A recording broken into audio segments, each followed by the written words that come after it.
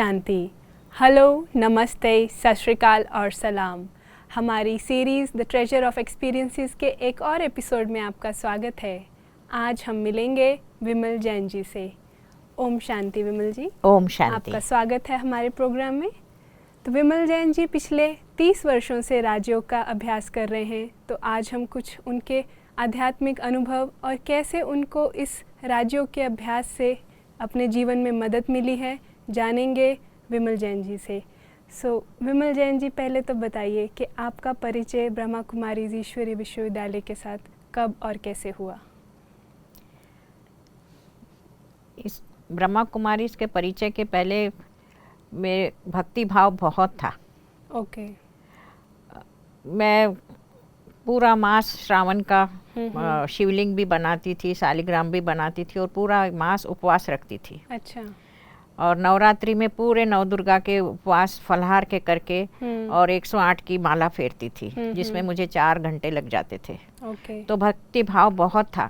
लेकिन मैंने एक बार भागवत पढ़ी तो उसमें सब ऐसे आया कि परमात्मा का परिचय, जो भी बड़े बड़े थे उसमें परमात्मा को ध्यान करते थे, लेकिन परमात्मा का नाम नहीं था।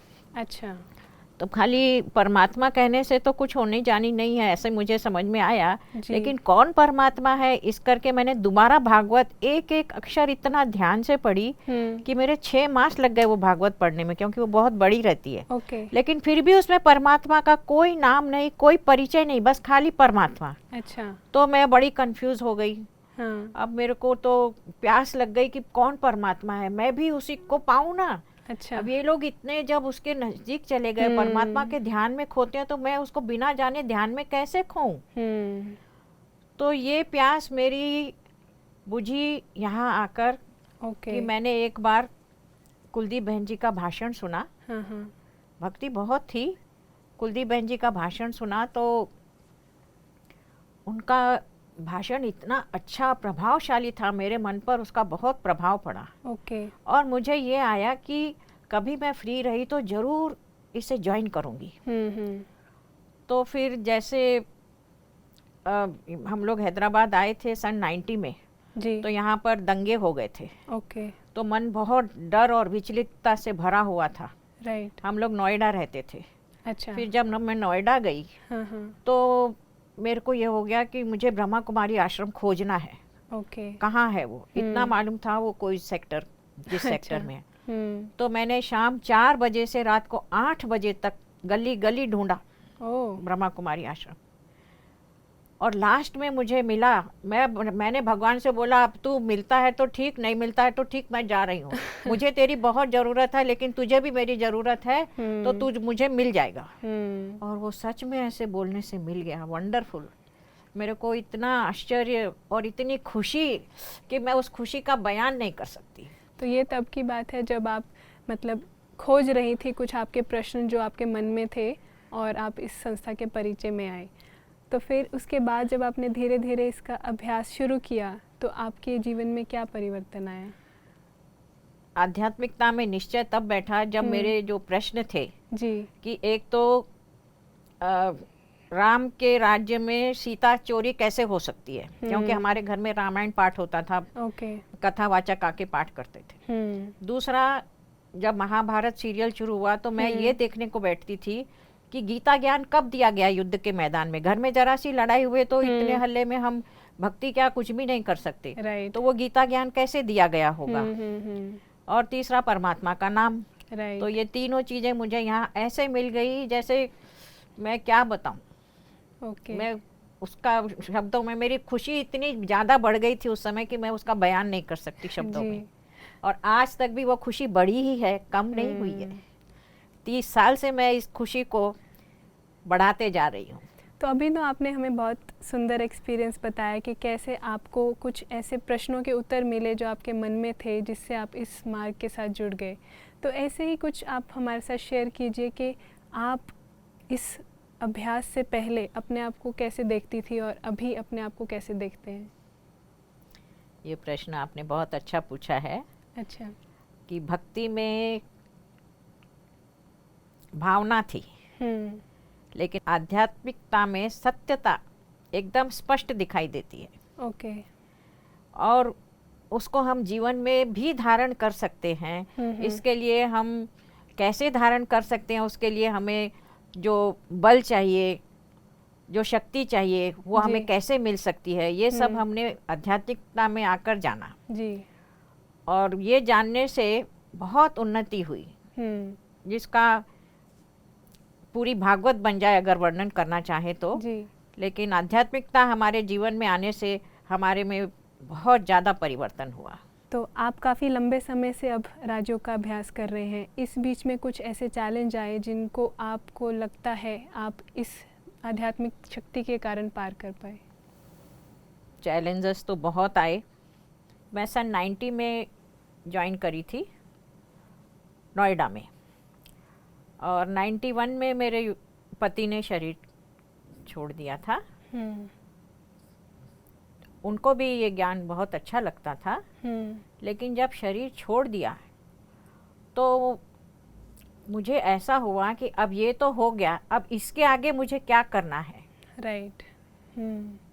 और एक भी आंसू नहीं।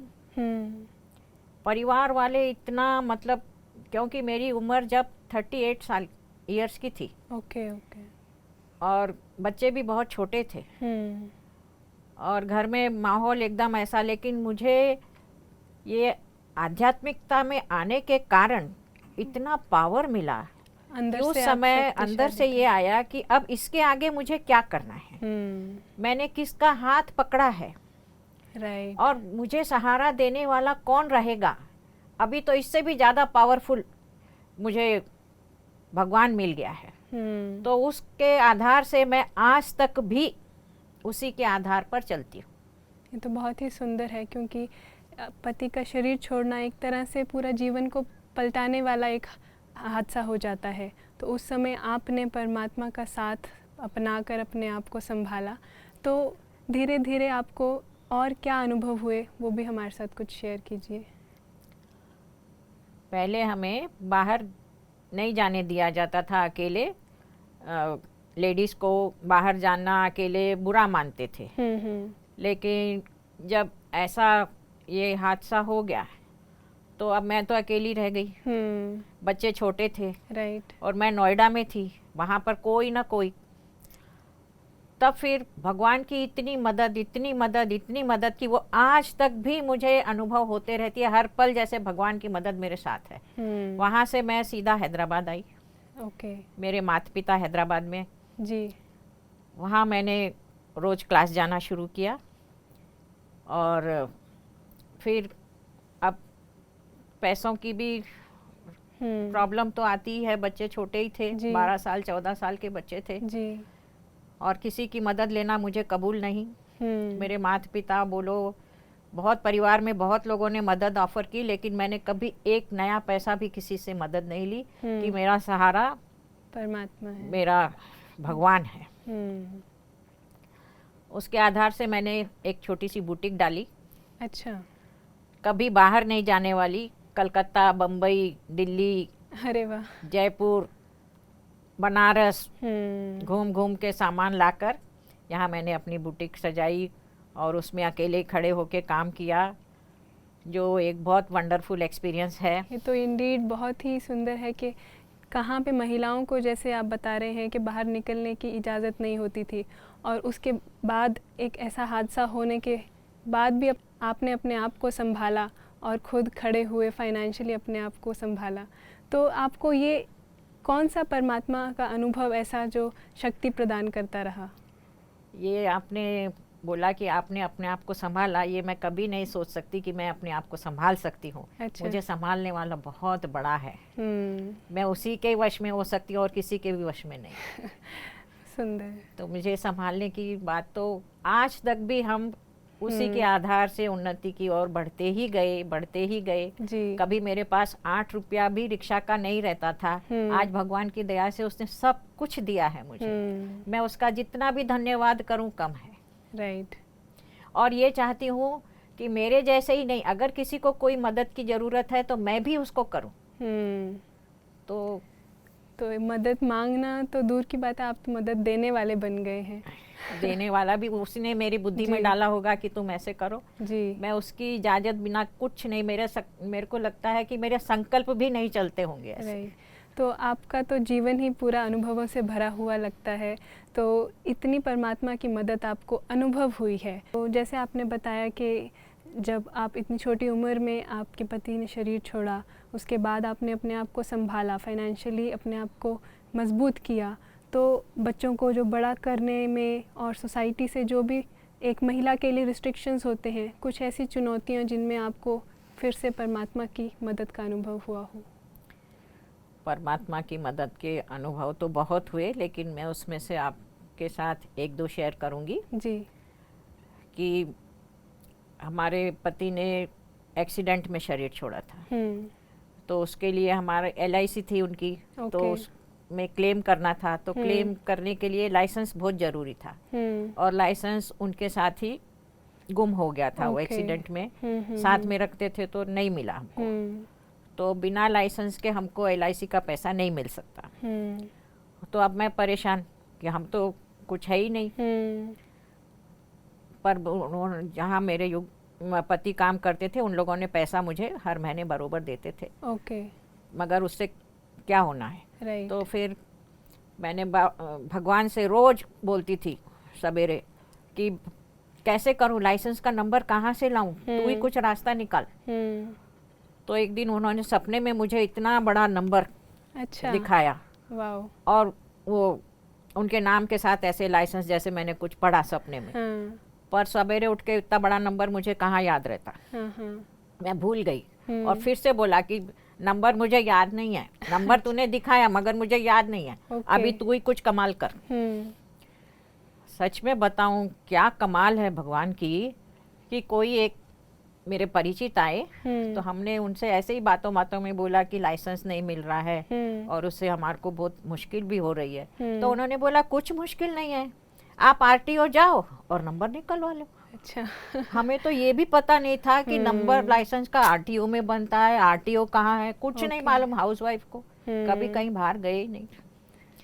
वंडरफुल लगा भगवान की मदद, पूछे RTO कहाँ है, गए और फिर उसके मदद का पूरा लाभ लिया। ये तो बहुत ही अमेजिंग है कि कैसे परमात्मा एक बार नहीं बार बार मदद करने पे, जब तक आपका। देखिए बहन, हमारा ये अनुभव है कि भगवान भूखा उठाता है, सुलाता नहीं जी। आप खुद भी अनुभव करके देख सकते हैं। कोई भी जो मेरा ये सुन रहा है, आप रोज उसे यही सोच के उठिएगा, भूखे उठे हैं आप लेकिन सोएंगे कभी भूखे नहीं। परमात्मा में जो आपका अटूट निश्चय है, तो वो आपको इतनी उन्नति से चला रहा है, ये देख के हमें बहुत ही खुशी हो रही है, और आपके अनुभव हमें और हमारे व्यूअर्स को बहुत ही इंस्पायर करेंगे। तो ये तो आपने बहुत ही सुंदर अनुभव शेयर किया कि कैसे आपका परमात्मा में जो निश्चय था उससे आपको इतनी मदद मिली। तो अभी आप बहुत ही लंबे समय से इस संस्था के साथ जुड़े हुए हैं, तो आपको इस संस्था के बारे में, या तो आपको इस संस्था के बड़ों से या परिवार से क्या मिला है, कुछ वो हमारे साथ शेयर कीजिए। यहाँ पर आने के बाद मुझे एक तो ये परिवार बहुत बहुत बहुत अच्छा लगता है ये ही मेरा असली परिवार है। दूसरा, यहाँ पर जो भी हम करते हैं सेवा भाव से करते हैं, तो उससे मन में खुशी इतनी भर जाती है कि मैं अभी 70 साल की हो रही हूँ, लेकिन खुशी मेरी लगता है कि बचपन के जैसी है। अच्छा जी। तो वो आप यहाँ पर भी किसी से पूछ सकते हैं, या मेरे चेहरे से भी आप देख सकते हैं। एक बार मैं माउंट आबू गई थी, जो हेडक्वार्टर्स है ब्रह्मा कुमारी, हेडक्वार्टर गई थी जी। वहाँ पे हम लोग दादी जी से मिले थे जी। रतन मोहिनी दादी जी से मिलने गए थे। तो दादी जी से थोड़ा आत्मिक प्यार ज़्यादा है। अच्छा। तो दादी जी ने ऐसे मेरा हाथ पकड़ के जी। और ऐसे ऐसे 1-2 मिनट ही किया होगा, 1-1.5 मिनट ही, लेकिन उसका अनुभव मुझे 10-12 साल तक रहा। जैसे ही मैं ये हाथ देखती थी तो इसमें सेंसेशन आ जाता था। अरे वाह। और मेरा मन इतना खुशियों से और शक्ति से भर जाता था। तो ये भी एक बहुत बड़ा वंडर है, क्योंकि इतनी पवित्र आत्माएं हैं ये लोग, इतनी पवित्र आत्माएं, ये पवित्रता ही मुझे यहाँ खींचे हुए है। और सारा परिवार इतना सुंदर, इतना अच्छा लगता है जिसका वर्णन शब्दों में नहीं किया जा सकता। महसूस कर सकते हैं, अनुभव कर सकते हैं, शब्दों में वर्णन नहीं किया जा सकता। तो बहुत ही सुंदर कि कैसे हम जब एक आध्यात्मिक मार्ग के साथ जुड़ते हैं तो उस मार्ग पे चलने की परमात्मा के साथ जो मदद मिलती है, और उस मार्ग पे चलने वाले जो बड़े हैं उनकी जो पालना और स्नेह का जो शक्ति मिलती है, उनके कांटेक्ट में आने से भी हमारी मदद का कारण बन जाती है। यहाँ पर आप किसी से भी मिलेंगे, किसी से भी, सबसे स्नेह हो जाएगा अपने आप, और ऐसे लगेगा कि ये ही मेरे हैं, ये मेरे अपने हैं। आपका दिल भरपूर हो जाता है, भरपूर हो जाता है। तो बहुत ही सुंदर विमल जी आपने हमारे साथ शेयर किया कि कैसे हम आध्यात्मिक मार्ग पर जो चल रहे हैं, जो बड़े हैं उस मार्ग पर, जो बहुत सालों से तपस्या करते आए हैं, उनके हम जब सानिध्य में आते हैं तो हमें जो शक्ति मिलती है, और जैसे आपने बताया उनके एक स्पर्श से ही जो शरीर को वो शक्ति का अनुभव होता है, वो सालों साल तक फील होता रहता है। एक और चैलेंजिंग एक्सपीरियंस मैं आपके साथ शेयर करना चाहती हूँ जी, कि मैं बुटीक के साथ साथ चिट फंड भी चलाती थी। ओके। उसमें 50-60 मेंबर थे मेरे पास, और ड्रामा का ऐसा हुआ, नाटक ऐसा हुआ जी कि 1-2 लोग पैसे नहीं दिए तो बाकी सबको जैसे मालूम होने लगा तो सभी ने पैसे रोक लिए। अच्छा। 30 लाख। ओहो। जबकि मेरी हैसियत 3000 की भी नहीं, लेकिन 30 लाख का चैलेंज आ गया मेरे ऊपर। अब मैंने जिसके पैसे लिए थे उनको तो देना है जी। तो उस समय मैं एकदम शक्ति बनकर खड़ी हो गई। बहुत लोग कुछ कुछ बोलते रहे, मेरे को कान से सुनता नहीं था जी। मेरे को ऐसा लगता था मेरे साथ भगवान खड़ा है, मैं झूठी नहीं हूँ, मैं सच्ची हूँ। राइट। सबकी बातें सुनते हुए मैंने उसका मुकाबला किया, बहुत डट के, जबरदस्त। वाओ। और सबका पैसा धीरे धीरे चुका दिया। उसकी भी मुझे बहुत बेहद खुशी है। देखिए, उतार चढ़ाव नहीं आएंगे तो हम मजबूत कैसे होंगे। उससे मुझ में बहुत मजबूती आई। बिल्कुल ठीक बहुत सीखने को मिला जी। लोगों का असली चेहरा सामने आया, बहुत कुछ, क्या बताऊँ। मतलब ये एक चैलेंजेस जो आपने उनको एक माध्यम बना लिया परमात्मा के साथ अपनी जो लगन है और मजबूत करने का। बहुत ही सुंदर विमल जी, आपने हमारे साथ बहुत ही गहरे अनुभव शेयर किए, हम आपका बहुत बहुत शुक्रिया करते हैं। तो व्यूअर्स, आपने देखा कैसे एक सिंगल पेरेंट जो एक महिला हैं और जो एक सोसाइटी के जो रिस्ट्रिक्शंस हैं उनका भी सामना करते हुए, अपने आप को फाइनेंशियली इमोशनली स्टेबल करते हुए, परमात्मा के साथ अटूट निश्चय और उनकी मदद का अनुभव का जो उनको एक्सपीरियंस हुआ, वो उनको इस उन्नति तक ले आया है। उन्होंने ना सिर्फ अपने आप को इमोशनली स्टेबल किया, अपने परिवार को संभाला, बल्कि अपने आप को फिनेंशियली भी उन्नति की तरफ ले आए, लेकिन परमात्मा का साथ और उसका हाथ कभी नहीं छोड़ा। तो ऐसे ही और सुंदर अनुभव हम सुनते रहेंगे। आप हमारी कड़ी के साथ जुड़े रहिए, द ट्रेजर ऑफ एक्सपीरियंसेस। ऐसे अनुभवों के साथ जुड़े रहने के लिए हमारे चैनल को लाइक, शेयर और सब्सक्राइब कीजिए। शांति सरोवर हैदराबाद यूट्यूब चैनल। अगर आप हमारे साथ कुछ कमेंट्स या क्वेश्चंस शेयर करना चाहते हैं तो कमेंट बॉक्स में लिख सकते हैं। अगले एपिसोड में हम एक और अनुभवी रतन के साथ मिलेंगे। तब तक के लिए हमें इजाज़त दीजिए। ओम शांति।